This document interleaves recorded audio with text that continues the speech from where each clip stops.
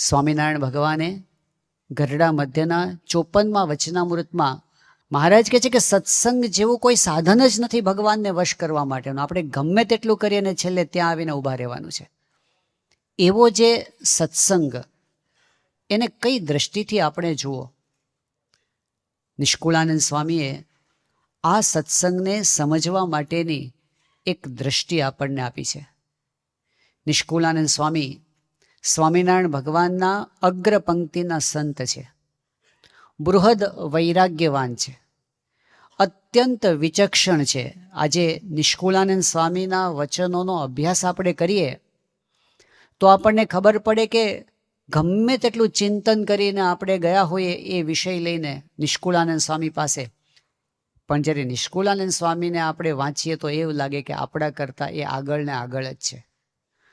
વિશેષતા શું છે કે આજે કોઈ નિષ્કુળાનંદ સ્વામીનું કાવ્ય વાંચે અને 5 વર્ષ પછી વાંચે તો એમાં નવું ઊંડાણ એમને દેખાય. કોઈ સાધના કરીને જ્યારે વધારે સમજવાનો પ્રયત્ન કરે ત્યારે નિષ્કુળાનંદ સ્વામી નવી દિશા ખોલી આપતા હોય એવું લાગે. એટલે એ એક સાર ગર્ભિત શાસ્ત્ર છે નિષ્કુળાનંદ સ્વામીના વચનો. પણ સ્વામિનારાયણ ભગવાનના અનુભવી સંત છે એવા સદગુરુ નિષ્કુળાનંદ સ્વામીએ આપણને સત્સંગને સમજવાની એક દ્રષ્ટિ આપી છે એમના 64 પદી ગ્રંથના એક ભાગની અંદર. નિષ્કુળાનંદ સ્વામી કેટલી સરસ વાત કરી દીધી. આ સત્સંગને જો એક શબ્દમાં, સત્સંગને જો મૂલવવો હોય એક વિશેષણમાં, તો હજારો વિશેષણ છે, પણ એમણે પસંદ કયું કર્યું કે સાચો મળ્યો છે સત્સંગ એને અચળ કરી. સત્સંગ જેવું સાચું દુનિયામાં કાંઈ નથી. હવે જ્યારે સાચો સત્સંગ જોવાની દ્રષ્ટિ મળે ને ત્યારે શું થાય છે, હવે આપણે એક પારલૌકિક વિશ્વમાં પ્રવેશ કરીએ છીએ. જો વચનામૃત સાચું છે, જો સ્વામીની વાતો સાચી છે, જો ગુણાતીતાન સ્વામી, ભગતજી મહારાજ, શાસ્ત્રીજી મહારાજ, યોગી બાપા, પ્રમુખ સ્વામી મહારાજ ને મહંત સ્વામી મહારાજના વચનો સાચા છે, તો પછી એક આખું આધ્યાત્મિક વિશ્વ આપણા માટે ખુલ્લું થઈ જાય છે. નિષ્કુળાનંદ સ્વામી બીજા પદની અંદર એ આખું આધ્યાત્મિક વિશ્વ આપણી સામે મૂકી દે છે. બહુ બુદ્ધિશાળી છે નિષ્કુળાનંદ સ્વામી. કોઈ વસ્તુ પ્રતીતિ થયા વગર સ્વીકારી લે એવા નથી. મહારાજે જ્યારે એમને દીક્ષા આપીને પછી એવી આજ્ઞા કરી કે તમે યમદંડની રચના કરો. યમદંડ, યમદંડ એટલે શું કે કોઈ માણસ પાપ કરે અને પછી યમપુરીમાં જાય તો એને કેવા દુઃખ સહન કરવા પડે, કયા પાપનું કેવું ફળ મળે, તો એનો તમે એક ગ્રંથ લખો. તો નિષ્કુળાનંદ સ્વામી કહે કે મેં જોયું નથી ને કેવી રીતે લખું. તો મહારાજ કે લો દેખાડ્યું. એમ કરીને મહારાજે નિષ્કુળાનંદ સ્વામીને સમાધિમાં આખી યમપુરી દેખાડી છે. નિષ્કુળાનંદ સ્વામી આંખે દેખો અહેવાલ યમદંડમાં લખ્યો છે. એમણે જે જોયું છે એ લખ્યું છે, એમને જે પ્રતીતિ થઈ એમણે લખ્યું છે. માનો મળી છે મોટી વાતના બીજા પદની અંદર નિષ્કુળાનંદ સ્વામી મહારાજના પર સ્વરૂપની વાત કરે છે. ઘણા મોંઘા જે ઘનશ્યામ, નાવે નજરે ન મળે કોઈને રે, અક્ષરવાસી આઠું જામ, જેને રોયા રહ્યા છે અખંડ જોઈને રે. મહારાજની મોટપ શું છે? મહારાજ અક્ષરધામના અધિપતિ છે, અક્ષરાતીત છે, અને અક્ષરધામના અનંત મુક્તો એમની સામે જોઈ રહ્યા છે. અતિ થઈને દીનાધીન નિત્ય નમાવે છે શીશને રે, લગની લગાડી લેલીને જોઈ રહ્યા છે જગદીશને રે. આ અક્ષરધામ કેવું છે કે આવા મુક્તો, એવા સમર્થ છે, એક એક બ્રહ્માંડની રચના કરે એવા તો આ મુક્તો છે. એવા મુક્તોના અધિપતિ આ સ્વામિનારાયણ ભગવાન છે. નિષ્કુળાનંદ સ્વામી આપણને પર સ્વરૂપની વાત કરી છે.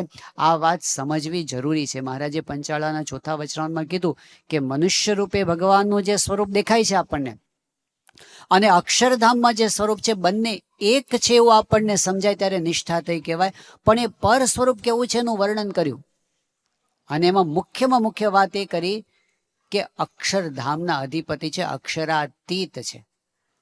ભગવાનનો મુખ્ય મહિમા શું છે? એ અક્ષરથી પર છે. જેના સેવક અક્ષર બ્રહ્મ હોય એના સ્વામી કેવા હોય? આ અક્ષરનો મહિમા જ એટલો બધો અપાર છે. યેનાક્ષરમ પુરુષમ વેદ સત્યમ પ્રોવાચ તામ તત્વતો બ્રહ્મ વિદ્યામ. મંડકોપનિષદમાં અક્ષર અને પુરુષોત્તમના સ્વરૂપના જ્ઞાનને સમજવાની વાત કરી. એમાં અક્ષરનો મહિમા કીધો કે એ અક્ષર કેવું છે? અક્ષરાત સંભવતી વિશ્વમ. આ આખું વિશ્વ એ અક્ષર બ્રહ્મમાંથી ઉત્પન્ન થયું છે. એવી વાત કરી બૃહદારણ્યક ઉપનિષદની અંદર કે જે અક્ષરના પ્રશાસનમાં અનંત બ્રહ્માંડો ચાલે છે. એ તસ્ય વા અક્ષરસ્ય પ્રશાસને ગાર્ગી સૂર્યા ચંદ્રમસો વિધૃતો તિષ્ઠત. એ અક્ષર બ્રહ્મથી અનંત બ્રહ્માંડો ચાલે છે. એ અક્ષર બ્રહ્મ છે. એટલું બધું એનું સામર્થ્ય છે. મહારાજે મધ્યના 3જા વચનામાં વાત કરી કે અનંત કોટી બ્રહ્માંડના કારણ, આધાર અને પ્રેરક તો અક્ષર છે. હવે જેટલો ભગવાનનો મહિમા કહેવાય ને એટલો અક્ષરનો કહી દીધો મહારાજે. અનંત બ્રહ્માંડોના કારણ છે, આધાર છે, પ્રેરક છે, આવા અક્ષર બ્રહ્મ છે. અને મહારાજ કે અક્ષર બ્રહ્મના પણ કારણ, આધાર ને પ્રેરક પરબ્રહ્મ છે, અક્ષરાતીત છે. એટલે ભગવાનનો મુખ્ય મહિમા તો શું છે? અક્ષરથી પર. ગુણાતીતાનંદ સ્વામી અક્ષર બ્રહ્મ એનો મહિમા કેટલો. જુનાગઢથી ગુણાતીતાનંદ સ્વામી પોતે સાંખડાવદર જતા હતા અને સાથે સંતો અને હરિભક્તોનો સંઘ ચાલતો હતો. લોટકાવદર ગામ આવ્યું, ગામમાં રસ્તામાં, અને ગામને પાદર કેટલાક મરેલા ઢોર પડ્યા હતા. ઢોર મરી ગયા હોય એટલે એમાં દુર્ગંધ આવતી હોય એના શરીરમાંથી, માથું ફાટે એવી વાસ આવતી હતી. ગુણાતીતાનંદ સ્વામી ત્યાં ઊભા રહી ગયા. હવે બધાને તો જલ્દી અહીંથી જવાય તો સારું. ઘણા કે ઊભા રહો અહીંયા. બધાને ઊભા રાખ્યા. પછી સ્વામી કે આપણે અહીં બધાને જમાડીએ તો કેવું? બધા કે મહારાજ અહીં સ્વામી અહીં કેવી રીતે ઊભા રહેવાય? ગુણાતીતાનંદ સ્વામી કે અત્યારે કેટલી વાસ આવે છે, કેવી દુર્ગંધ આવે છે, પણ હું જો આ બ્રહ્માંડમાંથી મારી ચૈતન્ય શક્તિને ખેંચી લઉં તો આખું જગત આવી રીતે ગંધાવા માંડે. આ અક્ષર બ્રહ્મની શક્તિ છે. આજે આપણને જેટલું કઈ ચૈતન્ય દેખાય છે આ દુનિયામાં, જેટલું કઈ સારું દેખાય છે, યદ્યદ વિભૂતિમત સત્વમ શ્રીમદ ઉર્જિતમેવ ચ, જે કઈ સારું દેખાય છે, ગુણાતીતાનંદ સ્વામી કહે છે કે મારી ચૈતન્ય શક્તિથી જગત ચાલે છે. એ ખેંચી લઉં ને જગત આખું આવું જ છે. મળદા સિવાય કઈ છે જ નહીં દુનિયામાં. એ ગુણાતીતની શક્તિ છે, અક્ષર બ્રહ્મની શક્તિ છે. સ્વામીએ દેખાડી. ત્યાં મહેમદાબાદમાં ગયા હતા અને સામે બધા પંડિતો બેઠા હતા, શાસ્ત્રાર્થ કરવા આવ્યા હતા ગુણાતીતાનંદ સ્વામીની સાથે. અને શાસ્ત્રાર્થમાં એ તો બધા અહમ બ્રહ્માસ્મિ કહેતા હતા કે ભાઈ બ્રહ્મ એક જ છે અને એ જ બ્રહ્મ છે, બીજું કઈ છે જ નહીં ને. એ નેહ નાનાસ્તિ કિંચન સર્વમ ખલવિદમ બ્રહ્મ, એવી બધી વાતો કરતા હતા. ગુણાતીતાનંદ સ્વામી કે ઉભા રહો, તમે બધા બ્રહ્મની વાતો કરો છો કે હું બ્રહ્મ છું બોલો છો, પણ બ્રહ્મનું એકે લક્ષણ આવ્યું છે તમારામાં? સ્વામી કે હજી એક પૈસાના લોભ માટે કપટ કરતા અચકાતા નથી. હજી જગતની વાસના જીવમાંથી ગઈ નથી અને બોલો છો કે હું બ્રહ્મ છું, સાચો બ્રહ્મ તો હું છું. એમ કરીને ગુણાતીતાનંદ સ્વામી કે જો હું આ થાંભલામાં પ્રવેશ કરું છું, એમ કરીને સ્વામીએ થાંભલામાં પ્રવેશ કર્યો અને આખી હવેલી હાલવા માંડી. ગુણાતીતાનંદ સ્વામી કે હવે તમે બ્રહ્મ હો તો આને અટકાવો, લો આને સ્થિર કરો. ઓલા પંડિતોએ હાથ જોડી દીધા, બાપજી તમે બ્રહ્મ છો. હતા, સમર્થ હતા, પણ એ ગુણાતીતાનંદ સ્વામી દાસ થઈને રહ્યા, સ્વામિનારાયણ ભગવાનના દાસ થઈને રહ્યા, દાસાનું દાસ થઈને રહ્યા. સ્વામિનારાયણ ભગવાનની મોટપ એ છે કે જેમના સેવક આવા મોટા હોય એના સ્વામી કેટલા મોટા. આજે જે સંતનો મહિમા આપણે ત્યાં ગવાય છે ને, ગુરુનો મહિમા કહેવાય છે ને, એનું કારણ એ છે કે એ હકીકતમાં ભગવાનનો મહિમા છે. ઘણી વખત એવી ગેરસમજ કેટલાકને થાય છે કે તમે બહુ વધારે પડતો ગુરુનો મહિમા ગાઓ છો અને સંતોનો મહિમા બહુ વધારે પડતો ગાઓ છો. પ્રમુખ સ્વામી મહારાજને, મહંત સ્વામી મહારાજને બહુ મહિમા તમે ગાઓ છો.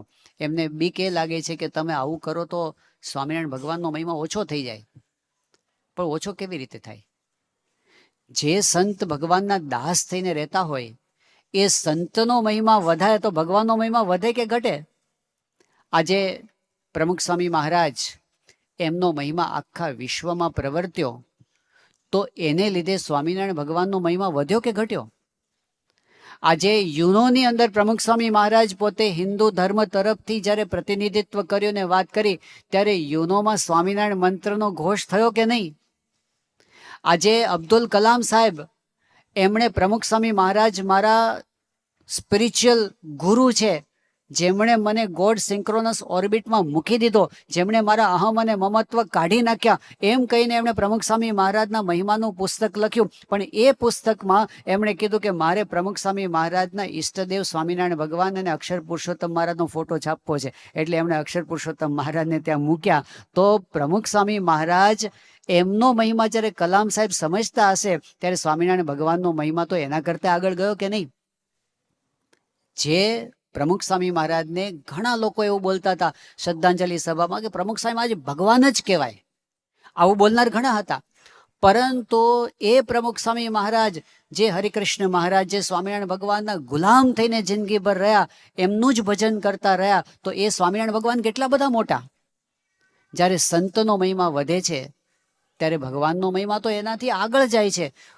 નિષ્કુળાનંદ સ્વામી અક્ષર બ્રહ્મનો મહિમા ગાય છે, અને એ અક્ષરથી પર પુરુષોત્તમ નારાયણ છે એનો મહિમા, મુક્તનો મહિમા ગાય છે. નિષ્કુળાનંદ સ્વામી કહે છે કે મુક્તનો મહિમા એટલો બધો છે ને કે એને મળવું કઠણ છે. એવા મુક્તને મળવા કાજ મોટા ઈચ્છે છે મનમાં બ્રહ્માંડાધિપતિઓ, એવા તો મુક્તો છે. અને એ મુક્તો જેની પાસે દિન આધીન થઈને રહે છે એ સ્વામિનારાયણ ભગવાન છે. પારલૌકિક મહિમા કીધો, પણ પછી નિષ્કુળાનંદ સ્વામી ત્રીજા પદમાં આવે છે. અગત્યની વાત હવે આવે છે કે અક્ષરધામમાં ભગવાન છે, વાત સાચી, સર્વોપરી છે, વાત સાચી, પણ આપણા માટે અગત્યની વાત એ છે કે એ ભગવાન આ પૃથ્વી ઉપર આવ્યા, પ્રગટ થયા, અને આપણા જેવા થયા. કિયા જીવ કિયા જગદીશ જાણો, જુજવીએ જાત છે મર આપીએ. 100 શિષ્ય તો એ વણ મળ્યાની વાત છે, 100 માથા આપી દે ને તોય આ ભગવાન અને આ સંત આ પૃથ્વી પર એના દર્શન થાય એવા હતા જ નહીં. બહુ જ દયા કરી મનુષ્ય જેવા પોતે થયા છે. કિયા કીડી કરી મેળાપ ભેળો, થાવા ભારે ભેદ, કિયા પૂર્ણ પુરુષોત્તમ આપ, કિયા જીવ જેને બહુ કેદ. આ વાત સમજવાની કેમ જરૂર છે? ભગવાન દયા કરીને મનુષ્ય જેવા થાય છે ત્યારે આ વાત સમજવાની કેમ જરૂર છે? કારણ કે પ્રગટના ઉપાસકોને એક મોટું આવરણ ભેદવાનું એ આવે છે કે ભગવાન મળી ગયા પછી એ ભગવાનમાં મનુષ્ય ભાવ ન આવે. ગુણાતીતાન સ્વામી જુનાગઢમાં હતા, પ્રશ્ન એમને પૂછ્યો કે સારામાં સારું શું છે અને ભૂંડામાં ભૂંડું શું છે? પછી સ્વામી પોતે જ જવાબ આપ્યો, સારામાં સારું તો એ છે કે આ ભગવાન અને આ સંત મળ્યા છે એનાથી સારું દુનિયામાં બીજું કાંઈ નથી. અને ભૂંડામાં ભૂંડું શું છે?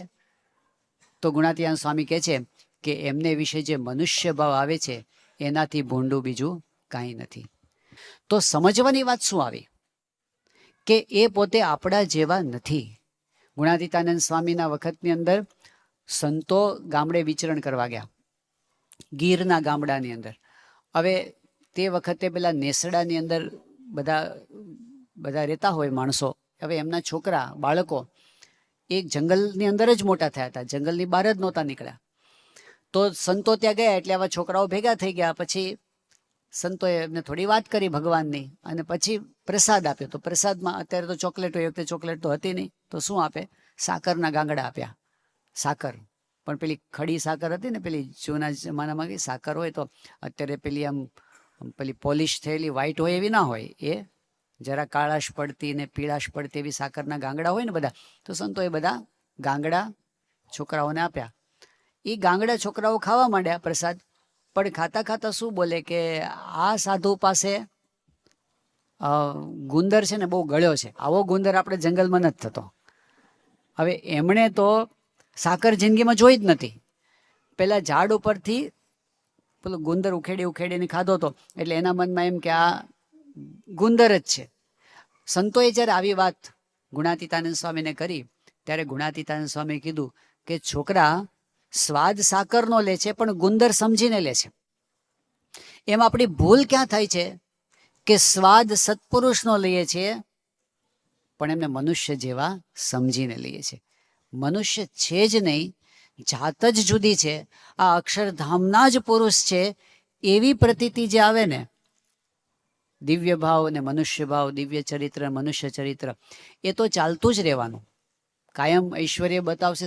યોગી બાપાના ચરિત્રો આપણે જોઈએ છે તો એટલું બધું અજ્ઞાન બતાવે કે સામાન્ય માણસ કરતાંય વધારે અજ્ઞાન બતાવે. યોગી બાપાના ચરિત્રો તો આપણે જોઈએ છે કે ત્યાં નિર્ગુણદાસ સ્વામીની સાથે રહેતા હતા, તો નિર્ગુણદાસ સ્વામીનો કડપ જબરજસ્ત.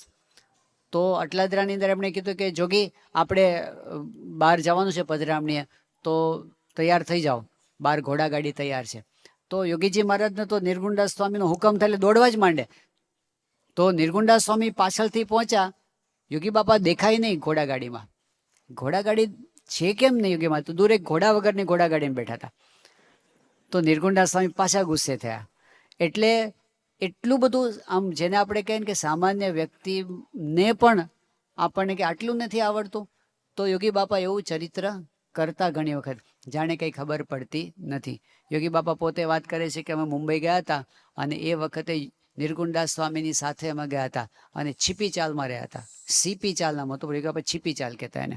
છીપી ચાલમાં રહ્યા હતા અને જોન્સન એન્ડ જોન્સન કંપનીને રહેતા, અને એ વખતે બધા ઉંદરડા પડે ત્યાં આગળ.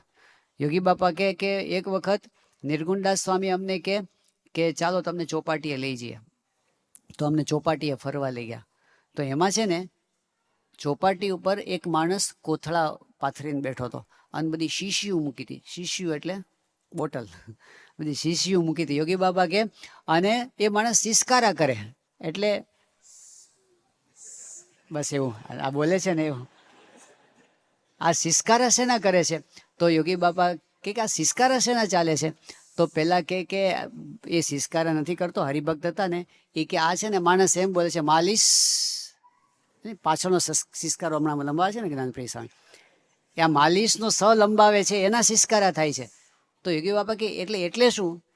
તો કે એટલે એ માણસ એમ કે છે કે તમારે જો કોઈને માલિશ કરવું હોય ને તો એ કરી આપે. તો એ કે ઓહો મુંબઈના માણસો ભારે સેવાભાવી, તે માલિશ કરી આપે. એ કે પેલા નિર્ગુણદાસ સ્વામી સાંભળીને ગુસ્સે થાય જ. એ કે જોગી આ એનો ધંધો છે, મફત નથી કરી આપતા, પૈસા લે એના. યોગી બાપા કે લો અમને તેમ કે સેવા કરવા બેઠા હશે. સેવા કરવા થોડા બેઠા છે ત્યાં આગળ કોઈ. પણ આ લોકમાં યોગી બાપા મુંબઈમાં હતા અને બે ભાઈઓ દર્શને આવ્યા, બાળકો બંને. એકનું નામ નિરંજન અને બીજાનું નામ યાજ્ઞ. નિરંજન એટલે આપણે પૂજ્ય આનંદ સ્વરૂપ સ્વામી, અને એમના જોડિયા ભાઈ એટલે યાજ્ઞ, જેને અત્યારે આપણે વાઘુભાઈ કહીએ છીએ. બંને જોડિયા. તો પેલા વાઘુભાઈ એટલે કે યાજ્ઞ આવ્યા.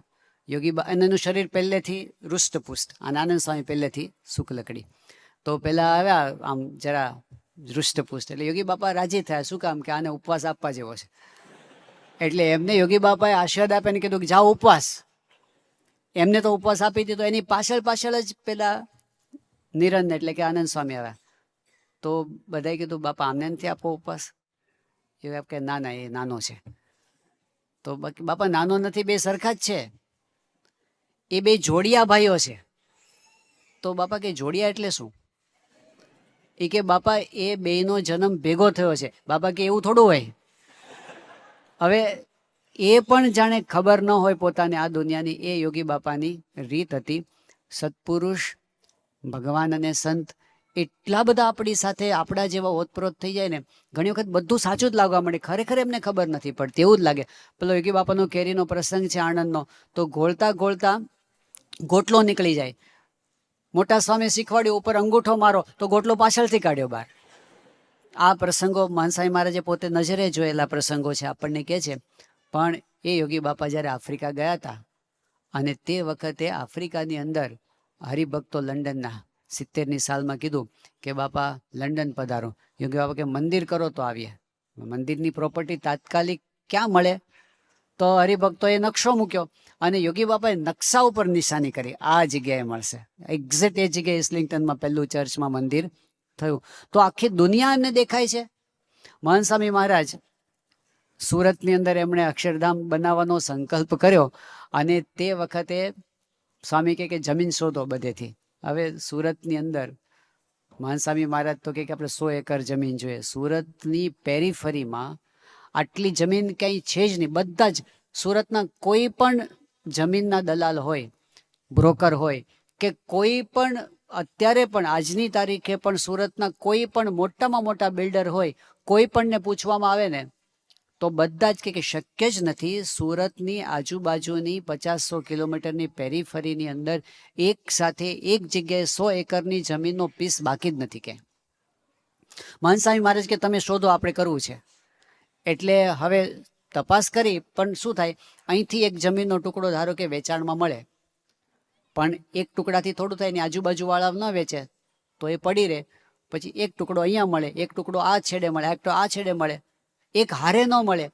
પછી મહંત સ્વામી મહારાજ પાસે સુરતના બધા જે મુખ્ય સંતો હરિભક્તો હતા એમણે બાપાને કીધું કે સ્વામી, હવે અમે તો બહુ પ્રયત્ન કર્યો, હવે તમે કહો, આ સુરતનો નકશો છે અને તમે બતાવો કે કઈ જગ્યાએ કરવું છે તમારે સ્થાન. મહંત સ્વામી મહારાજે એક જગ્યા બતાવી, આ જગ્યાએ. હવે એ જગ્યા બધાની અજાણી જ હતી. મહંત સ્વામી મહારાજ આ દેહે કરીને તો કોઈ દિવસે સ્થળ પર ગયા નથી. કોઈ સંતો એનાથી જાણીતા નથી, કોઈ હરિભક્તો જાણીતા નથી. મહંત સ્વામી મહારાજે કીધું, પછી તપાસ કરી તો ખબર પડી કે એ સ્થળનું નામ કણાદ છે. એ નામનું એક ગામ છે, સુરતની અંદર જ અત્યારે આવી ગયું છે ગામ, પણ એ કણાદ ગામ છે. હવે ત્યાંના લોકો કેવા છે, સુખી સંપન્ન છે. એ બધાને પોતાની જમીન સાથે મમત્વ છે. ઘણા ખરા પરદેશ રહે છે, કેટલાક લોકો મકાન બાંધીને રહે છે ત્યાં પોતાની જમીનમાં.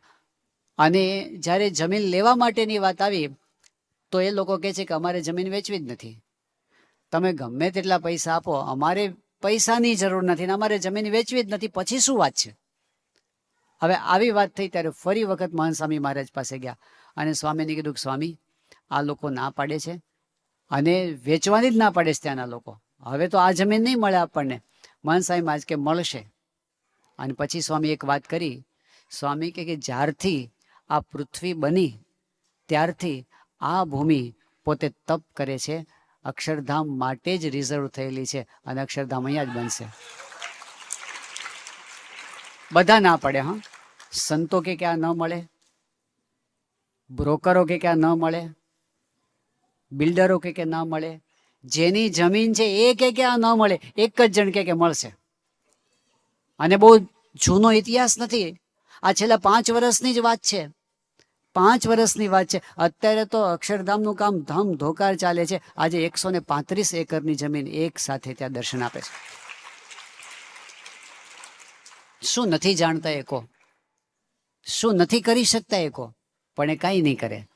એ જ્યારે મનુષ્ય ચરિત્ર કરશે ને ત્યારે એવી જ રીતે વર્તશે કે જાણે એમને આપણી જરૂર હોય, એના કરતાં આપણને વધારે ખબર હોય એવી જ રીતે વર્તશે. પણ એમાં જે ભૂલા ન પડે એ એમના જંબુરિયા.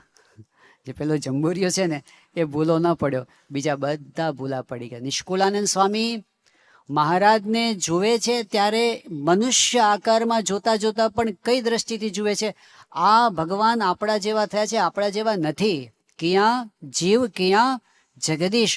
અને એ કૃપા કરીને આપણી સાથે વાતો કરે છે, આપણી સાથે બોલે છે, ચાલે છે, આપણી વચમાં રહ્યા છે. આ કેટલી મોટી એમની કરુણા છે. એ તો દયા કરી ધરી દેહ આવે ઉદ્ધારવા અને કરે રે તૈયે થાય એનો મેળાપ. જ્યારે નર તનુ ધારી ભગવાન જ્યારે ખરેખર કરુણા કરીને આ પૃથ્વી પર આવે ને ત્યારે જ આપણને એમના દર્શન થાય છે. આ વાત કરી અને નિષ્કાળ સ્વામી પાછા જાય છે. જુઓ નિષ્કાળ સ્વામીની વિચાર કરવાની રીત જુઓ. 3જા પદની અંદર એમણે એ કીધું કે ભગવાન પૃથ્વી પર આવીને મનુષ્ય જેવા થયા, કરુણા કરી, એ વાત કરી. પણ 4થા પદની અંદર છે ને પાછા ઉપર ગયા છે કે એવા મોંઘા છે મહારાજ જે કોઈ સર્વેના શામ છે રે, વળી રાજા એ અધિરાજ, એને આધારે સૌ ધામ છે રે. આ ભગવાન મનુષ્ય જેવા દેખાય છે પણ હકીકતમાં કોણ છે એનો પાછો વિચાર કરે છે કે જે બધા જ ધામ એ એમના આધારે રહ્યા છે. જે મહારાજે પોતે પોતાના સ્વરૂપની વાત અમદાવાદના 7મા વચનામૃતમાં કરી છે કે અનંત કોટી બ્રહ્માંડો છે, એની અસંખ્ય પૃથ્વીઓ છે અને અસંખ્ય બીજા લોક છે. એ બધા મારા તેજથી તેજાયમાન છે. મહારાજ કહે છે એ મારા આધારે રહ્યા છે. એ બધા જ ધામના ધામી છે, રાજાધિરાજ છે. એવી રીતે નિષ્કાળ સ્વામી મનુષ્ય રૂપે નથી જોતા એમને, એના અનંત તેજથી યુક્ત દેખે છે. ભગતજી મહારાજ જ્યારે આમ ગુણાતીતાન સ્વામી સાથે વિચરણમાં હતા, સ્વામી ગાડામાં બેઠા હતા અને સંઘ ચાલતો હતો. ભગતજી મહારાજ નીચે ચાલતા હતા. થોડેક દૂર, તો કોઈએ એવી વાત કરી કે સ્વામી આપ રાખજી ભગતને ગાડામાં ભેગા બેસાડી દો. સ્વામી કે હું તો કહું છું પણ આવતો નથી. તો કોઈએ કીધું પ્રાગજી ભગત જાઓ, ગાડામાં બેસી જાઓ, સ્વામી બોલાવે છે. તો ભગતજી મહારાજ કહે કે સ્વામીની ગોદડીમાંથી કરોડો કરોડો સૂર્યનું તેજ નીકળતું દેખાય છે, એટલે મારાથી નજીક જવાતું નથી. હવે બીજાને તો એ ગોદડીમાં 17 થીંગડા દેખાતા હતા, ગુણાતીતાન સ્વામીની ગોદડીમાં. અને ભગતજી મહારાજ શું જોતા હતા? આ સ્વામી એ કોણ છે? કઈ દ્રષ્ટિથી એમને જોતા હશે? મહારાજે પંચાળાના 7મા વચનમાં કીધું છે કે જ્યારે ભગવાનના એકાંતિક સંતના વચનમાં વિશ્વાસ રાખીને નિષ્કપટ ભાવે કરીને ભગવાનને ભજે ને, ત્યારે આની આ જે મૂર્તિ છે ને પરમ સચ્ચિદ આનંદમય જાણે છે. પ્રગટના ઉપાસકને કઈ રીતે સમજવું જોઈએ? નિષ્કાન સ્વામી કહે છે કે આ ભગવાન બ્રહ્માંડોના રાજાધિરાજ છે. પણ પછી હવે આગળ એક બીજી વાત કરે છે કે એવા મોટા ભગવાન છે કે એની આજ્ઞામાં આખા બ્રહ્માંડના જે કઈ સંચાલકો છે એ ભગવાનની આજ્ઞામાં વર્તે છે. કાળ માયા પણ થરથર કંપે છે, એ આ ભગવાન છે. પણ પછી ઉપદેશનું એક વાક્ય નિષ્કાળ સ્વામી મૂકી દે છે કે કહે નિષ્કુળાનંદ કાંઈ તું પણ ડરને તેના ડર મારે. આપણે ભૂલ શું થઈ જાય છે કે આપણા થયા છે બાપા, આપણા છે, પણ પછી એમની આજ્ઞા પાળવાનું રહી જાય છે. નિયમ ધર્મમાં શિથિલતા આવી જાય છે. એમના મહિમાને સમજીને પ્રાપ્તિને અનુરૂપ વર્તન થાય એવું નિષ્કાળ સ્વામી કહે છે કે જ્યારે આવા ભગવાન મળ્યા છે ત્યારે હવે એમની મરજી. ડર એટલે કેવો? પેલો ડર નહીં કે કંઈક કરી નાખશે એવો ડર નહીં, પણ કેવો ડર કે રખે એ કુરાજી થઈ જાય. અને તેના 29મા વચનમાં મહારાજે કીધું છે કે સત્પુરુષની સાથે જેને હેત થયું છે એને એવી બીક લાગે છે કે જો એમની મરજી પ્રમાણે નહીં વર્તીએ તો એમને આપણા ઉપરથી હેત નહીં રહે. એ ડર પ્રેમનો ડર છે. એમનો હેત આપણને નિયમ ધર્મમાં રાખે છે અને એ નિયમ ધર્મની દ્રઢતા સત્પુરુષો આપણને દેખાડી છે. આપણે જાણીએ છીએ કે સત્પુરુષ તો પોતે, એમને કોઈ બંધન નથી, એમને કોઈ જગ્યાએ માયાનું આવરણ નથી. એ પોતે માયાથી પર છે, અત્યંત અલિપ્ત છે, છતાં પણ નાનામાં નાની આજ્ઞા એનો ક્યારેય લોપ પોતે કરતા નથી.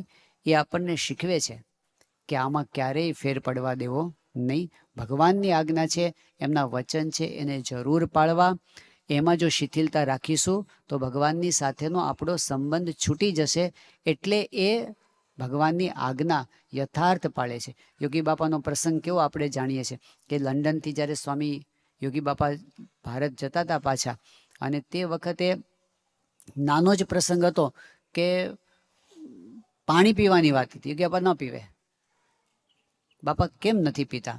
યોગી બાપા કે 40 વર્ષ પહેલાં એકવાર શાસ્ત્રીજી મહારાજ અમને કીધું હતું કે મુસાફરીમાં કાંઈ લેવું નહીં. 40 વર્ષ પહેલાં ગાડામાં બેઠા હતા ત્યારે કીધું હશે. પણ ગુરુનું એક વચન કેટલી કિંમત. અહીં લંડનમાં હતા અને ઘનશ્યામચરણ સ્વામી એમણે યોગી બાપાને પાણી આપ્યું ગ્લાસ પીવા માટે. યોગી બાપા કે પાણી ગાળ્યું, ઠાકોરજીને ધરાવ્યું? તો કે હા બાપા. યોગી બાપા કે જોજો બાપ મારી ન નાખતા. હવે આમાં ક્યાં મરી જવાના છે?